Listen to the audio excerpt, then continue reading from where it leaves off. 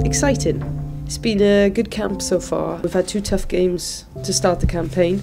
They've gone how we've planned, and hopefully these next 2 games will be the same. We're very happy with how everybody's gelling and developing as individuals and collectively.